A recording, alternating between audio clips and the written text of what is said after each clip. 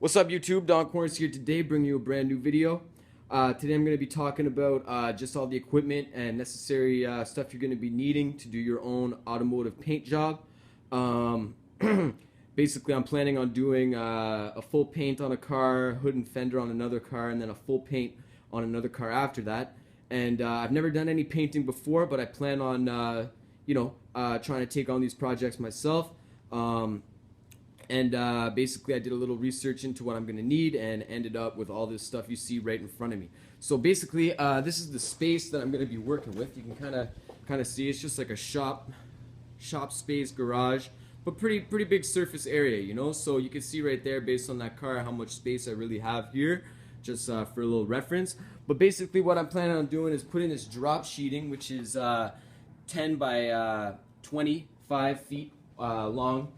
Drop sheeting. So I'm pretty much going to make a booth in this center area right here. I'm just going to staple the drop sheeting to these rafters, creating pretty much a shower curtain type enclosure around where the car is going to be.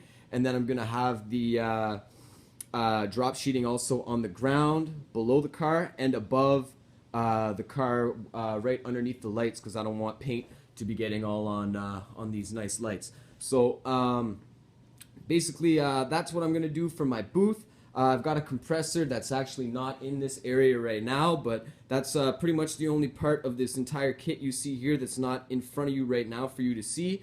But yeah, I'm going to pull that compressor in here. That's going to be, I guess, outside of the booth area, but the hose for the compressor is going to be running into that area, so I can use the gun, obviously.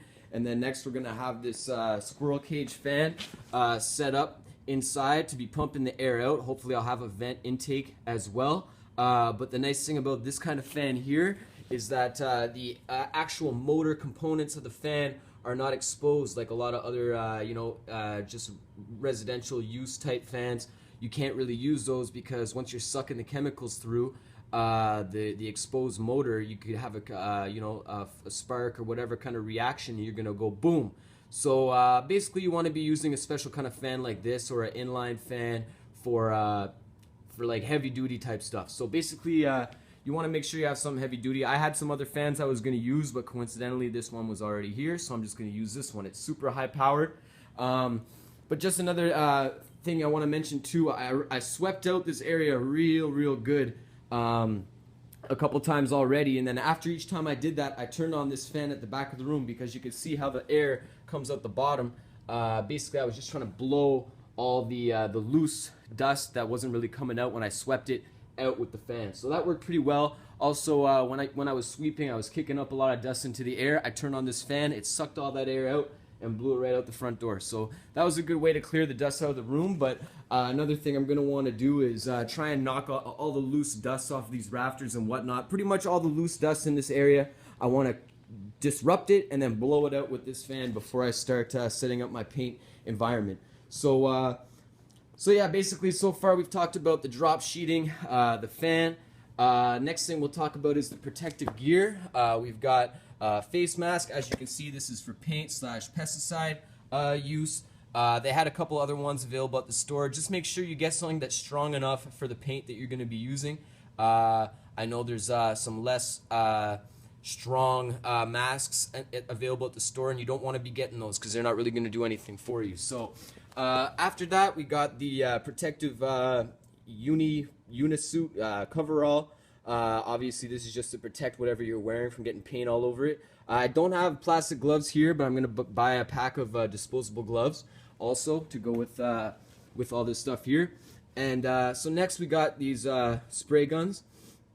We got a DeVille Bliss HVLP. Actually, sorry, this isn't an HVLP. This is a plus gravity spray gun, which is like they said here, approved in many HVLP areas. They're saying this gun is pretty much as good as a HVLP, if not better.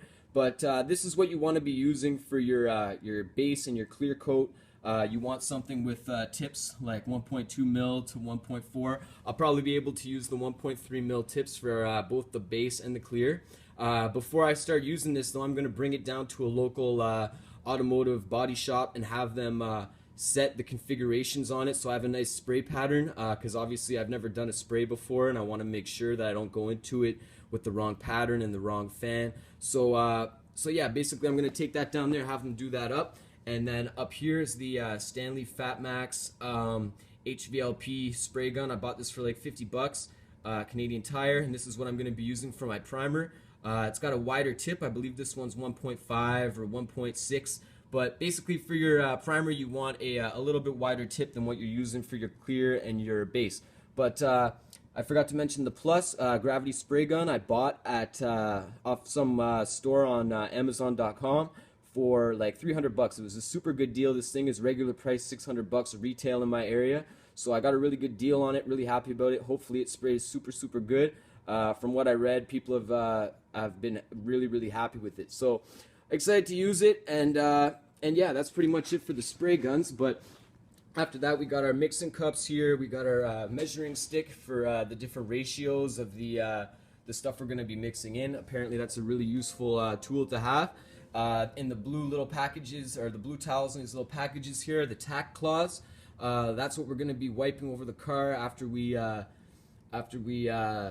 prep it, before we paint it, to get all the dust off and everything like that. And then we got basically right here, the Nason in the round tins here, we got the paint. This is what I'm going to be using on my Subaru. This is what I'm going to be using on my Jetta. Down here we got mix for the primer, activator for the primer. And then we got a slow reducer right there. That's going to give us the best result, apparently. You don't want to go hard unless you really have to. But when I was at the shop yesterday, kind of ghosting the guys, doing some paint work, apparently they like to use the medium reducer, but at the store they suggested that I go with the slow because it'll give me the nicest result.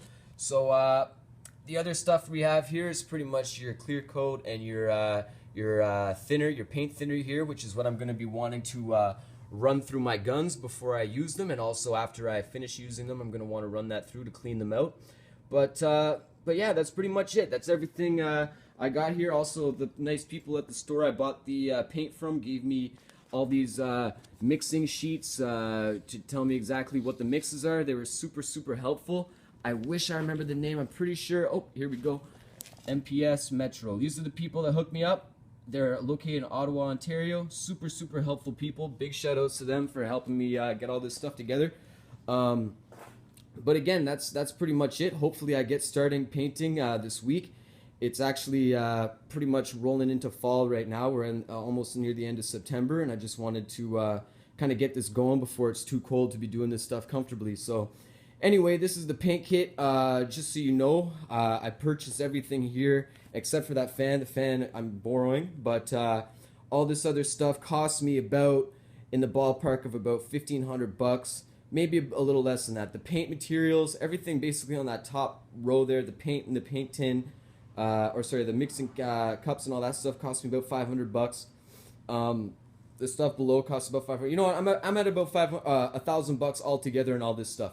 So that's generally what you're going to be looking at. But keep in mind that the paint is going to be obviously one-time use, but everything else like the drop cloths, the spray mask, the suit, and the spray guns are all going to be reusable. Like that's a good $500 investment right there, and hopefully I'll be able to do a lot of jobs with this stuff. And just so you get an idea, the only one car that I called about before I bought all this stuff to do my own paint with, I got a quote for the paint on that to have it done somewhere professionally, and I was quoted 4,500 bucks. So if you really look at it, 4,500 bucks to have someone paint your car for you versus 500 bucks in materials to be able to do the job, plus hardware I should say to do the job, plus another 500 in materials. You know, obviously you can use that $500 worth of hardware to do jobs again in the future. So I'm really looking at this like I paid $1,000 to get a sick paint job and then have the actual tools to do it again and again and again later on. So I think that's a really good use of my money. Now it's just a matter of the effort that I'm going to put in, the time it's going to take to do the job. So I'll actually show you real quick what I'm trying to do as far as work goes on the cars. But you can see right here, this is just some front end primer work I did. I got rid of a bunch of rust. You can see it's actually starting to come through. I'm going to have to fix this up real quick before I start doing the job up. But basically, we got that going on in the Subaru. So I'm just going to be doing that, a front fender, and then on the Jetta here, we got fender. Pretty much the whole car over here is going to be done. So this is what I've been doing. I got a little bit more prep work to go before I jump into the paint, but I just wanted to get everybody's comments maybe on what I got going on. If you think I'm missing something in my kit here that I might want to add, go for it and let me know. But other than that, hopefully I can get a good paint out on the car, and hopefully I can get another video up for you guys of the actual spray booth once I finish setting it all up, and then maybe a video or two of the cars before and after I paint them, just so you can see what I've done, and maybe if I can toss you some tips on how to do it yourself too. So again, this is the spray paint kit. You know, make sure if you're going to be doing this kind of job, make sure you have everything that you see right in front of you right now, and check out my other videos. Thanks again, Don Corns.